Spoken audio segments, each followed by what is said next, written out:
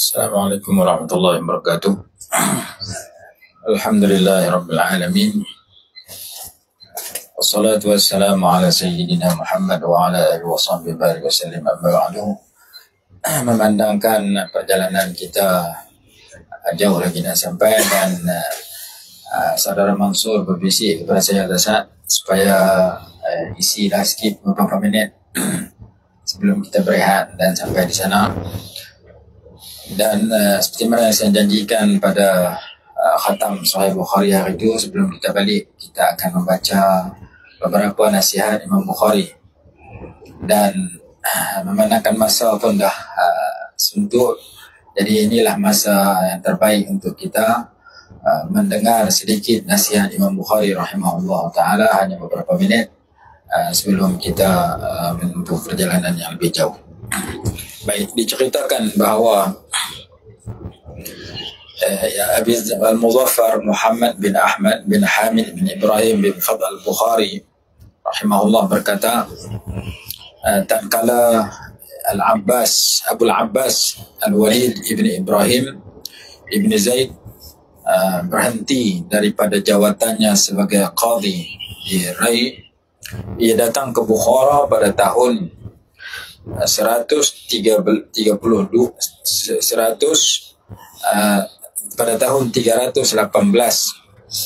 untuk memperbaharui hubungan kasih sayang atau kecintaannya di antara dirinya dan di antara Abil Fadli Muhammad bin Ubaidillah Al-Bal'ami yang dinamakan Abul Hasan At-Tamimi. Lalu dia singgah dan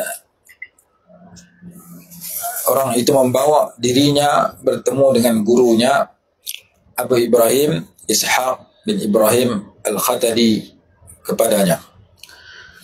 Dan dia bertanyalah kepada Abu Ibrahim ni yang jadi orang ulama di situlah, faqih.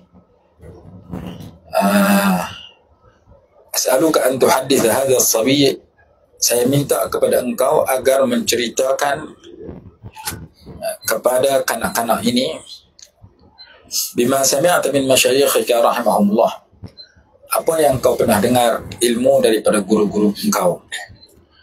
Lalu jawab oleh ulama tersebut, mali sama', aku tak dengar pun. Qala wa kaifa aw anta faqih, bagaimana engkau sedangkan engkau seorang yang faqih, bagaimana engkau tidak mendengar hadis dan tidak menjadi pakar dalam hadis. Fama hadha, apa maksud kata-katamu itu? Bila kata saya tak dengar banyak hadis, saya betul mengaji hadis tak banyak, sedangkan dia mengaji fiqh banyak, hadis kurang. Sedangkan dia terkenal sebagai ulama besar pada masa itu. Lalu dia kata, li'anni lamma balaghtu mablagha rijal taqat nafsi ila talabil hadis. Tatkala aku sudah sampai kepada usia yang sudah dewasa sebagai seorang pemuda, keinginanku untuk mempelajari hadis itu begitu mendalam. Wa ma'rifatir rijal, aku ingin mengenali perawi-perawi hadis, wa dirayatil akhbar wa sami'iha, nak dengar hadis-hadis dan mendengarkannya. Faqasadtu Muhammad bin Ismail Al-Bukhari, maka aku pun pergi cari Imam Bukhari. Aku nak jadi ulama hadis yang hebat, aku pun pergi jumpa Imam Bukhari nak tanya macam mana nak jadi ulama hadis yang hebat, kerana Imam Bukhari seorang pakar hadis yang hebat. Di Bukhara, sahib tarikh, Imam Bukhari ini pengarang kitab Tarikh Al-Kabir wal Manzur ilaihi fi ma'rifatil hadis, dan Imam Bukhari ini merupakan tempat pandangan seluruh manusia, orang ramai dalam bidang hadis, dalam mengenali hadis. Fa'alamtuhu muradi, maka aku bagi tahu kepada Imam Bukhari niat aku, tujuan aku. Wah, ya Imam Bukhari, saya datang ni saya nak mengaji hadis sampai jadi pakar hadis. Dia katakan Imam Bukhari, dia ingin nak jadi pakar hadis macam Imam Bukhari ya. Wa sa'altu iqbal alayya bidzalik, saya minta ke Imam Bukhari agar menghadap saya dan bagi tahu kepada saya apa syarat-syarat package yang perlu dipenuhi untuk saya menjadi pakar dalam bidang hadis. Faqala li ya bunayya, Imam Bukhari berkata kepadaku, wahai anakku, la tadkhul fi amrin illa ba'da ma'rifati hududihi wal wuqufi ala maqadirihi. Jangan kamu masuk dalam sesuatu bidang melainkan setelah kamu mengenali had-hadnya dan kamu berhenti di atas kadar-kadarnya. Kamu kena pengertian dia, kedudukan dia, had dia, dan kamu kena tahap-tahap dia. Qala faqultu lahu 'arifni hudud ma qasadta lahu wa maqadir ma sa'altuka anhu. Aku pun berkata kepada Imam Bukhari, beritahulah kepada saya hudud sempadan-sempadan yang engkau maksudkan dan kadar-kadar yang aku minta untuk engkau jelaskan kepadaku, yang aku ingin sampai itu. Qala, kata Imam Bukhari rahimahullah, ya'lam anna ar-rajula la yasiru muhaddithan kamilan fi hadithihi illa ba'da an yaktuba arba'an. Ketahuilah bahawa seseorang itu tidak akan menjadi muhaddis, ahli hadis yang sempurna pada bidang hadisnya, melainkan ia menulis 4 perkara. Ini yang pertama. Sebelum dia jadi muhaddis, dia kena tulis 4 benda. Ma'arba'in, beserta 4 benda. Ini yang kedua. Ka'arba'in, seperti 4 perkara. Yang ketiga, mislu arba'in, seumpama 4 perkara. Fi arba'in, pada 4 perkara. Inda arba'in, di sisi 4 perkara. Bi arba'in, pada ataupun dengan 4 perkara. Ala arba'in, di atas 4 perkara. An arba'in, daripada 4 perkara. Li arba'in, kerana 4 perkara. 10 4. Ada lagi 6, semua 16 jenis 4. 16 kali 4 berapa puluh. Wa kullu hadhihi ar-rubaiyati la tatimmu lahu. Kesemua 4 yang 10 ini, semua ada 40 lah, tidak akan sempurna baginya illa bi arba'in ma'a arba'in, melainkan beserta 4, melainkan dengan 4 beserta 4. 40 campur 4 campur 4 berarti 48. Fa idza tammat lahu kulluha, maka apabila sempurnalah baginya kesemua 48 tadi, hana alaihi arba'un, akan ringanlah ke atasnya 4 perkara. Wa batuliya bi arba'in, dan dia akan diuji dengan 4 perkara. 48 campur 8 campur 44 berarti 56. Fa idza sabara ala dhalik, apabila dia bersabar di atas sedemikian, akramahu Allah fid dunya bi arba'in, nescaya Allah akan muliakan akan dirinya di dunia dengan 4 perkara.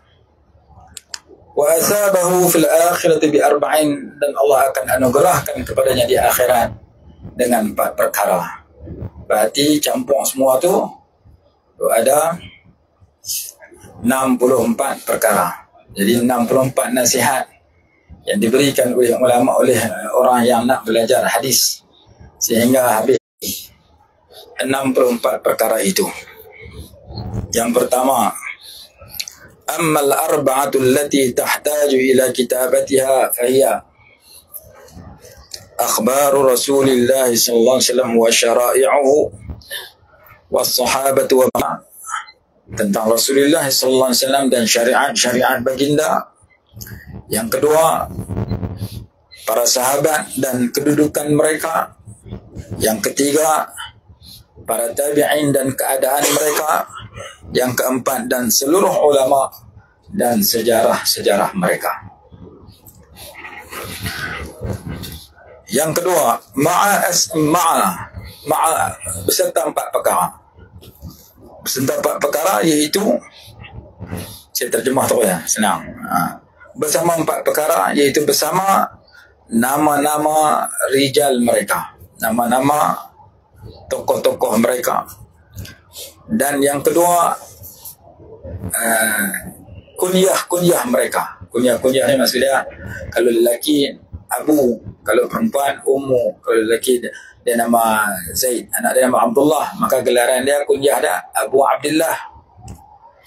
Kalau dia nama Fatimah, anak dia nama Abdullah, nama Ummu Abdullah. Macam Sayyidina Ali lah. Sayyidina Ali anak sulung dia nama Hasan, maka Sayyidina Ali gelarannya Abul Hasan. Nama Ali tapi gelarannya, kunyahnya Abul Hasan. Sayyidina Aisyah radhiyallahu anha, isteri Nabi SAW, nama Ummu Abdullah. Abdullah ni anak kepada Sayyidah Asma, sini sebab kepada anak menakan. Jadi yang kedua, beserta 4 perkara itu, yang pertama nama, yang kedua kunyah, yang ketiga tempat mereka, dan yang keempat zaman mereka hidup. Daripada tahun berapa dilahirkan, tahun berapa meninggal, di mana mereka tinggal, di mana mereka berpindah, dan seterusnya. Ini 4 yang kedua. 4 yang ketiga seperti 4 perkara, yaitu seperti kena-kena itu seperti kenalnya Alhamdulillah beserta khutbah, doa serta salawat, Bismillah serta surah, takbiratul ihram serta semayang. Kena-kena macam mana eratnya hubungan antara Alhamdulillah dengan segala khutbah. Khutbah raya, khutbah Jumaat, tak baca Alhamdulillah tak boleh. Maka setiap khutbah mesti ada Alhamdulillah dulu, lepas tu khutbah. Itu yang pertama. Yang kedua, doa dengan salawat. Setiap doa yang kita baca lepas semayang mesti baca salawat. Tak baca salawat ditolak, kata sebagian hadis. Doa akan ditolak apabila tidak dibaca salawat. Macam awal dan akhir doa kita baca Alhamdulillah dan salawat. Yang ketiga, hubungan Bismillah dengan surah. Setiap 113 surah semua kena kembang dengan Bismillah, melainkan surah At-Taubah sahaja yang tidak dibacakan Bismillah padanya. Yang keempat, seperti mana hubungan takbir dengan semayang. Semua jenis semayang, semayang fardu, semayang sunat, semayang jenazah, mesti dimulakan dan berkaitan dengan takbiratul ihram. Maka nasihat Imam Bukhari yang ketiga, seperti mana hubungan Alhamdulillah dengan khutbah, doa dengan salawat, Bismillah dengan surah, dan takbiratul ihram dengan segala sembahyang. Nasihat yang keempat, mithlu, seumpama 4. Seumpama al-musnadat wal mursalat wal mawqufat wal maqtu'at. Seperti kita kenal yang mana yang kata hadis kitab musnad, yang mana hadis yang ada sanad, yang mana hadis yang mursal, yang disebut secara mursal, iaitu disebut Rasulullah oleh tabi'in, dihilangkan nama sahabat. Ataupun hadis mauquf, hadis yang sampai kepada kata sahabat saja, sahabat yang kata, bukan Rasulullah kata. Ataupun maqtu' yang terputus, semua tu kena mengaji ilmu mustalah hadis. Kena beza yang antara musnad dengan mursal, dengan mauquf, dengan maqtu'. Yang kelima, pada 4 perkara, iaitu pada ketika kecilnya, ketika mudanya, ketika tuanya, dan ketika kecilnya, ketika dia sudah memahami, ketika dia sudah dewasa tua, dan ketika dia sudah muda, tua dan muda. Maksudnya sepanjang peringkat umurnya yang 4 itu perlu diisi dengan hadis yang dia ingini. Yang keenam, di sisi 4 perkara, iaitu di sisi masa lapangnya, di sisi masa sibuknya, di sisi masa fakirnya, dan di sisi masa kayanya. Masa kosong pun isi hadis, masa sibuk pun isi hadis, masa fakir tak ada duit boleh isi hadis, masa kaya pun jangan tinggal hadis. 4 masa ini maksud dia di sisi masa. Itu yang ke-6. Yang ke-7, ba mana dengan ataupun pada 4 tempat. Yang pertama di Gunung Ganang. Yang pertama kena kat kita ni, naik gunung ngaji dulu. Yang pertama di Gunung Ganang. Yang kedua di lautan. Yang ketiga di negara-negara. Yang keempat di segala daratan. Jadi bila kamu nak mengaji, kamu jangan tinggal mana-mana tempat yang kamu pergi, melainkan kamu kena isi dengan ilmu hadis. Kamu masuk dalam laut, baca hadis. Kamu naik atas gunung, baca hadis. Kamu pelancong mana-mana negara, baca hadis. Kamu pergi mana-mana atas darat, bercanggah dengan laut, baca hadis. Maksudnya hadis dia kena mari di segala tempat. Disebut 4 saja. Bil jibal wal bihar wal buldan wal barari. Hendaklah kamu yang itu nasihat yang ke-7. Kalau kamu nak jadi pakar hadis, setiap gunung yang kamu hadir, setiap laut yang kamu lalui, setiap negara yang kamu sampai, dan setiap daratan yang kamu lalui, mesti kamu bersama dengan hadis. Nasihat yang ke-8, di atas 4 perkara. Atas 4 perkara itu atas apa? Alal ahjari wal asdafi wal juludi wal aktaf. Di atas batu-batu. Yang pertama batu. Wal asdaf, yang kedua kulit-kulit kulit apa nama kulit kang. Kulit itu bukan kulit kang, kulit apa? Kulit kepah. Di atas kulit kepah. Yang ketiga wal julud, kulit-kulit binatang. Yang keempat wal aktaf, bahu-bahu binatang ataupun tulang-tulang. Kenapa disebut sebegini? Kerana zaman dulu Quran turun tulis di pelepah kurma, tulis di kulit-kulit unta, kulit kambing, tulis di tulang-tulang. Zaman dulu tak ada kertas, maka tulis di pelbagai tempat yang boleh tulis. Maka maksud Imam Ghazali di sini, Imam Al-Bukhari rahimahullah di sini, kalau kamu nak dapat ilmu, apa ruang dan peluang dan tempat untuk kamu menulis dan menyimpan maklumat itu, naklah kamu lakukan.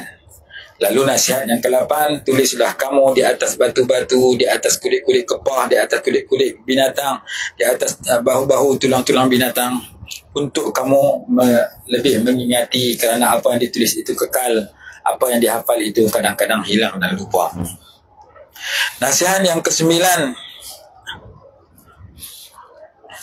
dia kata alal ahjar, di atas batu, wal asdaf, dan kulit kepah, wal julud, dan kulit-kulit binatang, wal aktaf, dan bahu binatang, ilal waqti alladhi yumkinuhu naqluha ila awraq, sehingga waktu sampai tiba untuk kamu pindahkannya ke kertas-kertas. Kalau kamu dengar ilmu, kamu dapat ilmu zaman rakam lah, zaman dulu tulis dulu tak mana boleh sempat, lepas tu balik cantik dalam kertas. Kalau tak ada kertas, guna kertas. Tak ada kertas, guna apa sahaja untuk mengukir dan menjadikan ilmu itu lekat dan dipindahkan kepada kertas. Itu pesanan yang ke-8 dipesankan oleh Imam Ghazali, Imam Nawawi, Imam Bukhari rahimahullah ta'ala. Bila kamu jumpa saja ilmu, catatlah ilmu tersebut di mana sahaja, akhir sekali catatlah dalam kertas dan simpan. Nasihat yang ke-9, an daripada 4 perkara. Daripada 4 perkara itu, iaitu daripada orang yang di atasnya, yang dia yakin bahawa itu adalah tulisan bapaknya, bukan tulisan orang lain. Inilah yang dilakukan oleh Imam Bukhari. Imam Bukhari mengaji kepada orang lebih tua daripada dia, ambil hadis daripada orang yang lebih tua daripada dia. Imam Bukhari ambil hadis daripada rakan sebaya dia. Imam Bukhari. Nasihat yang ke-10, kerana 4 perkara, iaitu yang pertama, liwajhillahi taliban limardati. Yang pertama, ikhlas kerana Allah Subhanahu wa taala, kerana menuntut dan mencari akan hanya redha Allah Subhanahu wa taala. Yang kedua, kerana untuk beramal dengan sesuatu amalan yang bersesuaian dengan kitab Allah Subhanahu wa taala daripada hadis-hadis yang dipelajari itu. Yang ketiga, walinashriha baina talibiha wa mujtaniha, untuk menyebarkan antara penuntut-penuntut ilmu hadis dan orang-orang yang menghimpun dan mengambil ilmu hadis. Dan yang keempat, wat-ta'lif fi ihya'i dzikrihi ba'dahu, kerana nak mengarang hadis-hadis yang dipelajari untuk menghidupkan bacaan dan sebutannya setelah kematiannya. Imam Bukhari kata, kalau kita mengaji, kena ada 4 tujuan. Tujuan pertama, ikhlas kerana Allah, inginkan redha Allah. Niat yang kedua, kerana nak beramal dengan ilmu tersebut. Niat ketiga, kerana nak sebarkan kepada pelajar-pelajar, pendengar-pendengar yang nak belajar, yang nak mendengar dan nak mengaji. Dan niat yang keempat, untuk mengarang supaya kita mati, karangan kita masih diambil manfaat sehingga hari kiamat. Maka Imam Bukhari buat 4 ni. Itu nasihat yang ke-10. Habis 10 perkara, dapatlah 10 perkara, dapatlah 8 perkara. Summa la tatimmu lahu hadhihi al-ashya'u illa bi 4 ma'a 4. Kemudian tidak akan sempurna 40 nasihat tadi, melainkan dengan 4 perkara. Apa itu 4 perkara? Min kasbil abdi, 4 perkara daripada usaha hamba tersebut.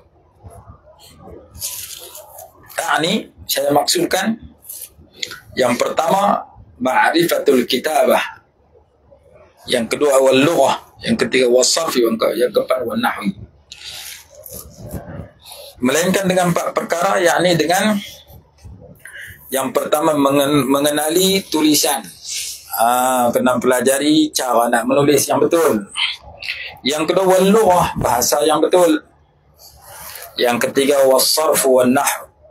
3 dan 4, ilmu sarah dengan ilmu nahwu, ilmu grammar bahasa Arab. Kena ada 4 ni. Penulisan, bahasa, dan tata bahasa. Bagaimana nak letakkan baris supaya maknanya betul. 4 perkara ini usaha seseorang hamba yang perlu ada setelah ada 40 perkara tadi. Kemudian ma'a 4, beserta dengan 4. Apabila kita dah ada 44 perkara, 40 yang mula tadi, 4 yang kedua tak sah, maka disertakan dengan 4 lagi, baru jadi elok. Apa dia 4 itu? Hiya min i'ta'illahi ta'ala, iaitu pemberian dan anugerah Allah Subhanahu wa ta'ala. Usaha saja tak cukup kalau Allah Ta'ala tak bagi. Maka usaha kita 4, Allah akan bagi 4. Apa 4 itu? Yang pertama al-qudrah, yang kedua as-sihhah, yang ketiga al-hirsu, yang keempat al-hifzu. Yang pertama kemampuan, yang kedua kesihatan, yang ketiga keinginan ataupun minat yang mendalam, dan yang keempat kekuatan hafalan. Semuanya anugerah Allah. Allah tak bagi kuasa, tak mampu, tak mengaji. Allah tak bagi sihat, sakit selalu, tak mengaji juga. Kita kadang sihat pun tak mengaji, tak sakit lagi tak mengaji. Yang ketiga tak minat. Saya tak minat hadis, saya tak minat Quran, saya tak minat pergi masjid, pakai tak pergi tarawih. Jadi minat kepada kebaikan ni anugerah Allah setelah kita berusaha dan berdoa dengan niat yang ikhlas. Dan yang keempat, hafalan dan ingatan. Kita usaha, Allah yang bagi ingatan kita kuat, dapat mengingat dengan cepat, dapat ingat lama, dan dapat mendatangkan hafalan itu bila-bila masa yang dikehendaki. Jadi 48. Fa idza tammat lahu hadhihi al-ashya'u, apabila sempurna 48 perkara ini, hana alaihi 4, maka akan menjadi remeh, menjadi ringanlah ke atasnya 4 perkara lagi. Bila kita ada semua 48 tadi, lagi 4 ni nampak ringan. Apa itu ringan? al-ahlu wal waladu wal malu wal mautin. Terus belajar hadis. Anak kita tak boleh mengganggu kita untuk kita mengaji hadis. Harta kita akan guna untuk sebahagiannya untuk digunakan bagi mendapat hadis. Dan tanah air kita akan tinggalkan untuk kita bermusafir bagi menuntut ilmu hadis. Maka Imam Bukhari telah melakukan ini. Dia tinggal mak dia tinggal abang dia masa dia pergi Mekah. Dia abang kat mak dengan abang dah balik dulu. Cik nak mengaji sini. Maka dia mengaji di Mekah, dia mengaji di Madinah, dia mengaji di mana-mana negara. Keluarga dia terpaksa berpisah seketika untuk dia belajar lebih daripada 40 tahun mengaji hadis. Anak kadang-kadang tak jumpa anak, kadang-kadang kena tinggal anak, kena keluar musafir mengaji, kadang-kadang kena hantar anak, pak tak boleh mengaji dah, hantar anak, pisah dengan anak. Sama ada kita yang tinggal anak kita sebab nak pergi mengaji, atau anak kita tinggal kita kerana nak pergi mengaji. Mau mak pak dengan anak duduk dalam rumah tak pergi mengaji, dua-dua jahil. Maka anak kita dengan ilmu lebih penting kita tertentu. Yang ketiga, harta kita dapat guna untuk beli kitab, guna untuk musafir menuntut ilmu. Dan yang keempat, tanah air kita kena tinggal kampung kita. Kalau duduk kampung kita tak boleh mengaji, duduk di kampung tak boleh mengaji, kena pindah tempat yang boleh mengaji. Duduk di rumah tak boleh mengaji, kena keluar pada rumah boleh mengaji. Empat perkara ini akan menjadi ringan, menjadi murah, menjadi tidak berharga. Kita duk berasa berharganya rumah kita tak tinggal, tapi masjid tu lebih berharga daripada rumah kita. Rumah kita berapa bilion, berapa juta pun tetap rendah kerana masjid tu rumah Allah. Maka bila kita merasa rumah Allah lebih mulia daripada rumah kita akan tinggal rumah di masjid tiap hari. Tak boleh pun seminggu, 2 kali, seminggu 3 kali. Yang penting saya tak merasakan rumah saya lebih hebat daripada rumah Allah. Maka ada masa saya duduk dalam rumah saya, ada masa saya tinggal rumah saya pergi beribadah di rumah Allah Subhanahu Wa Taala. Begitu juga tanah air kampung kita, kadang-kadang kita kena tinggal, nak pergi mengaji, nak pergi mengajar. Mau duduk di kampung saja, ilmu kita tak bertambah, ilmu kita tidak akan tersebar. Itu 4 yang menjadi ringan apabila kita sudah ada yang tadi. Kemudian yang ke-14, apabila semua itu kita dah miliki, wa betuliya bi arba'in, kita akan diuji dengan 4 perkara. Dah jadi ulama, dah jadi hebat apa semua, pasti akan ada ujian. Lagi hebat, tinggi darjat, lagi tinggi ujian. Orang kerja dapat pangkat, orang bawah dengki kat kita. Begitu juga ulama, bila dapat kedudukan yang tinggi, akan datang 4 jenis ujian. Ujian yang pertama, syamatatul a'da. Musuh akan gembira apabila kita ditimpa kesusahan. Orang-orang yang tak suka kita tengok kita susah, mereka gembira sebab mereka benci kepada apa yang kita bawa. Yang kedua, wa malamatul asdiqa, celaan sahabat, kawan-kawan yang mengaji sekali pun tengok kita lebih daripada dia, dia akan kutuk kita dalam masa-masa tertentu. Yang ketiga, wa ta'nul juhala, serangan, cercaan daripada orang-orang jahil. Orang jahil akan benci bila kita akan komen yang negatif. Bila kita bercakap benda yang benar, kita bercakap dalam media sosial benda yang benar, orang jahil akan komen beratus, beribu komen yang berbentuk menghina dan menjatuhkan maruah kita. Yang ketiga, akan menghadapi serangan daripada orang-orang jahil. Dan yang keempat, hasadul ulama, akan didengki oleh orang alim. Orang alim yang sama-sama alim pun dengki juga. Maka Imam Bukhari kena yang ni. Yang dengki kat dia bukan orang lain, guru dia sendiri salah seorang, nama dia Yahya Az-Zuhali, yang menyebabkan dia keluar daripada Naisabur setelah yang mengaji pada puluhan ribu pada satu masa. Orang duk mengaji kat tu, guru dia tinggal pergi mengaji kat dia. Maka dia dengki, dia cari jalan supaya Imam Bukhari dibenci oleh masyarakat. Maka muncul satu fitnah kepada Imam Bukhari tentang bab Al-Quran itu baharu ataupun sebaliknya. Maka menyebabkan Imam Bukhari difitnah dan keluar daripada Naisabur, balik ke Bukhara. Di Bukhara, pemimpin pula dengki ke dia. Pemimpin nak mengaji, panggil mengajak di rumah, dia tak mau pergi. Maka pemimpin pula dengki. Kebetulan dikatakan ada surat daripada Naisabur, hantar main. Pemimpin dia pula halau dia keluar daripada Bukhara. Maka dia menghadapi dengki orang-orang tertentu.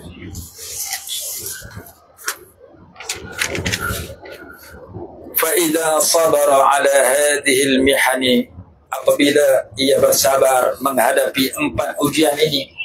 Kita pun dalam kita bergaul hidup kita jumpa jenis-jenis ujian yang disebutkan oleh Imam Bukhari ini. Tapi kalau kita hadapi dengan sabar, macam Imam Bukhari hadapi dengan tabah dan sabar, maka Allah akan kurniakan 4 kemuliaan di dunia beserta dengan 4 kemuliaan di akhirat. Iaitu yang ke-15 dan yang ke-16. Apabila seseorang itu sabar menghadapi ujian-ujian sebegini, nescaya Allah Subhanahu wa taala akan mengurniakan kemuliaan kepadanya di dunia sebanyak 4 perkara. Kemuliaan yang pertama di dunia bersifat qanaah. Qanaah ni merasa memada dengan apa yang ada. Rezeki saya banyak ni, pangkat saya banyak ni, saya redha walaupun orang dengki dengan pangkat saya yang tinggi.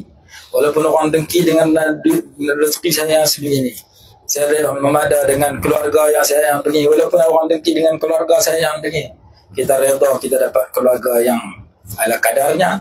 Kita redha, kita qanaah, merasa memada dengan rezeki yang kita dapat ala kadarnya. Kita merasa redha dengan pangkat dan gelaran yang kita dapat mengikut yang ketentuan Allah. Kita tak jadi tamak, tidak menjadi tension dengan sebab kita redha dengan apa yang Allah bagi di dunia yang sementara ini. Itu anugerah pertama. Anugerah yang kedua, wa bihaibatin nafsi, Allah akan bagi jiwa yang hebat, diri yang hebat. Di dunia orang nampak hebat dengan sebab kita telah menghimpun berapa puluh perkara yang dinasihatkan tadi. Yang ketiga, waladdatul ilmi, Allah bagi kepada kita kemanisan ilmu. Semakin kita menuntut ilmu, semakin lazat. Kemanisan ilmu, kemanisan iman, kemanisan ibadah, kemanisan Islam, kemanisan ihsan dianugerah oleh Allah kepada kekasihnya zaman dahulu. Kita baca sejarah para sahabat, daripada kelazatan berjihad, kelazatan beribadat, kelazatan baca Quran, kelazatan bersedekah, kelazatan haji umrah. Ladzatul ilmi wal ibadah, ladzatul iman wa halawatul iman, kemanisan iman, kemanisan menghayati Islam, kemanisan menuntut ilmu, kemanisan beribadah, kemanisan bergaul dengan pergaulan yang mulia. Semua duduk kat generasi para sahabat yang disambung oleh tabi'in dan berterusan pada ulama al-amilin. Yang ketiga, Allah bagi kelazatan ilmu. Yang keempat, hayatul abad, kehidupan selama-lamanya. Apa maksud kehidupan selama-lamanya? Mereka sudah mati ketika berumur sekian, tapi nama mereka didoakan selama-lamanya. Imam Bukhari rahimahullah sampai kiamat, Imam Syafi'i rahimahullah sampai kiamat, Sayyidina Abu Bakar radhiyallahu anhu sampai kiamat. Mereka sudah mati, tetapi doa kepada mereka, kebaikan kepada mereka hidup selama-lamanya. Yang ini kita nak, kita mati, tapi doa daripada orang yang kita berjasa sewaktu kita hidup akan kekal selama-lamanya. Maka Imam Bukhari kata, kalau kita sabar menghadapi 4 ujian tadi, kita akan dianugerahkan dengan 4 kehebatan di dunia. Dan dia tutup nasihat dia dengan menyatakan, kita akan dianugerahkan juga 4 kehebatan di akhirat. Kehebatan yang pertama, mendapat syafaat, dapat memberi syafaat kepada saudara-saudara yang kita kehendaki. Allah Ta'ala akan izin Nabi Muhammad SAW bagi syafaat kepada kita, dan Allah izin para ulama memberi syafaat kepada orang-orang yang ulama sukai. Maka kelebihan yang pertama, Allah akan anugerah kepada ulama tersebut. Kamu pilihlah siapa kamu nak tolong dan nak tarik dia masuk syurga. Keluarga kamu kah, kawan kamu kah, murid kamu kah, teman kamu kah, akan diizinkan memberi syafaat. Yang kedua, wa bi dhillil arsy yawma la dhilla illa dhillu, kamu akan diberikan naungan arasy pada hari yang tidak ada naungan melainkan naungan arasy. Kita baca hadis 40, Sab'atun, 7 golongan yang dinaungkan dengan naungan arasy pada hari akhirat. sekian, semua tu ada kat ulama, dan semua tu datang disebabkan pengajaran ulama. Maka ulama salah seorang yang akan diberikan naungan perlindungan arash Allah pada hari kiamat kelak. Dan yang ketiga, wa yasqi man arada min haudi Nabi SAW. Wa yusqa man arada, yasqi, dia dapat meminum air daripada kolam Nabi SAW, dan membawa orang lain juga untuk sama-sama menikmati air kolam Nabi SAW. Dan yang keempat, wa bi jiwarin nabiyyina fi a'la 'illiyin fil jannah, dia akan berada di sisi para nabi di syurga yang tertinggi, dalam syurga Firdaus Allah Subhanahu wa taala. Inilah nasihat Imam Bukhari kepada pelajar tersebut. Lalu kata Imam Bukhari rahimahullah, faqad a'lamtuka ya bunayya mujmalan jami'a ma kuntu sami'tu min masyayikhi. Maka sesungguhnya aku telah menyampaikan, mengajarkan kepada engkau wahai anakku, ringkasan daripada semua ilmu yang telah aku mendengar daripada guru-guruku, mutafarriqan fi hadzal bab, yang berselerak, yang pelbagai dalam bab ini. Fa aqbilil ana ala ma qasadtani lahu aw da', maka teruskanlah sekarang ini apa yang engkau tuju, yang engkau niatkan dan engkau inginkan, atau tinggalkanlah. Imam Bukhari kata, kalau kamu nak jadi pakar hadis, buatlah semua saya sebut. Kalau kamu tak mampu, buat dekat mana boleh ya. Maka dia pun kata, saya dengar tu semua tak mampu, sebahagian tak mampu buat, maka saya buat dekat mana boleh. Imam Bukhari dia buat semua, dapat semua. Maka qala fahalani qawluhu, lalu kata oleh pelajar tadi, kata-kata Imam Bukhari tadi atau nasihat Imam Bukhari tadi menyebabkan aku rasa gerun dan takut. Keinginan hebat, tapi nak buat tak payah. Tengok anu tak boleh buat, tengok anu tak boleh buat, buat dekat mana boleh buat lah. Wasakattu mutafakkiran, aku pun terdiam sambil berfikir. Wa atrabtu nadiman, aku menundukkan kepalaku menyesal di atas kekurangan yang mungkin aku tidak akan dapat melakukan dan menandingi apa yang diperoleh oleh Imam Bukhari.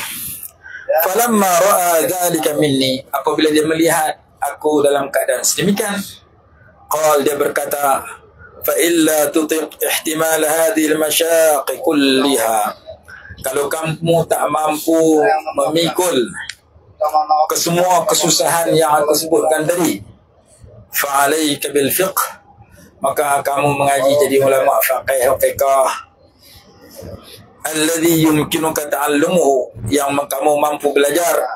Wa anta fi baitik qarrun sakinun, kamu hanya perlu duduk di rumah, duduk diam di rumah, tapi mana-mana pun kamu boleh jadi ulama fiqh. Berbeza dengan aku nak jadi ulama hadis, aku kena tinggal rumah, tinggal keluarga di seluruh negara untuk menuntut ilmu hadis. La nahtaju ila bu'dil asfar wa tayyid diyar wa rukubil bihar. La tahtaj, kamu tak perlu kepada musafir yang jauh, tak perlu menempuh perjalanan di pelbagai negara, tak perlu menaiki kapal di dalam pelbagai lautan. Wa huwa ma'adha thamaratul hadis, inilah hasil daripada hadis. Walaysa thawabul faqih biduni thawabil muhaddis fil akhirah, kalau kamu mengaji jadi faqih, pahalanya juga banyak, macam mana banyaknya pahala ulama hadis di akhirat. Wala izzahu bi aqalla min izzil muhaddis, kemuliaannya juga tidak kurang seperti mana kemuliaan muhaddis. Kalau kamu mendalami fiqh pun kamu dapat pahala banyak, kamu dapat mendalami fiqh pun kamu alim, dapat ganjaran istimewa di akhirat. Imam Ghazali, Imam Bukhari kata, kalau nak hadis lebih mujahadah lagi, kan nak pergi patah dunia. Falamma sami'tu dhalika naqaba azmi fi talabil hadis, apabila saya mendengar kata-kata tersebut, niat saya untuk mengaji hadis banyak macam Imam Bukhari, maka saya agak nak tumpu kepada saya rasa saya tak mampu nak buat. Wa aqbaltu ala ilmin ma amkanani ma'a ilmihi, dan saya menumpukan kepada ilmu yang dekat mana saya mampu, bitaufiqillah wa mannih, dengan taufik daripada Allah dan anugerah daripada Allah Subhanahu wa taala. Falidzalika lam yakun 'indi ma umli ala hadha as-sabiy ya Ibrahim. Oleh yang demikian, daku taklah mendalam dalam bidang hadis, wahai Abu Ibrahim. Maka kata Abu Ibrahim, inna hadzal hadis alladhi la yujadu 'inda ahadin ghairi khairun min alf hadis yujadu ma'a ghairi. Sesungguhnya nasihat yang kamu bagi tahu datang daripada Imam Bukhari ini lebih baik daripada 1000 nasihat yang datang daripada orang lain. Wallahu a'lam. Maka berakhirlah nasihat Imam Bukhari rahimahullah ta'ala. Sebahagian dengar nasihat dengan elok sampai habis, sebahagian dengar setengah. Alhamdulillah, yang penting kita dapat mengkhatamkan nasihat Imam Bukhari pada pagi ini sebelum kita naik bukit, dan kita dapat manfaat yang daripada nasihat Imam Bukhari dan berkat Imam Bukhari insyaallah rahimahullah ta'ala. Rabbana atina fid dunya hasanah fil akhirati hasanah wa qina adzaban nar. Alhamdulillahi rabbil alamin. Allahumma shalli ala sayyidina Muhammad wa ala alihi wa sallam. Allahumma anfa'na bima 'allamtana wa 'allimna ma yanfa'una warzuqna 'ilman yanfa'una bi rahmatika ya arhamar rahimin. Wa nas'aluka min al-khairi kullihi 'ajilihi wa ajilihi ma 'alimna minhu wa ma lam na'lam. ونعوذ بك من الشر كله عاجله وآجله ما علمنا منه وما لم نعلم برحمتك يا أرحم الراحمين. ربنا آتنا في الدنيا حسنة وفي الآخرة حسنة وقنا عذاب النار. تقبل منا بسر الفاتحة. أعوذ بالله من الشيطان الرجيم. بسم الله الرحمن الرحيم. الحمد لله رب العالمين الرحمن الرحيم مالك يوم الدين إياك نعبد وإياك نستعين اهدنا الصراط المستقيم صراط الذين أنعمت عليهم غير المغضوب عليهم. آمين. صلى الله على سيدنا محمد وعلى آله وصحبه وسلم. الحمد لله رب العالمين. السلام عليكم ورحمة الله وبركاته.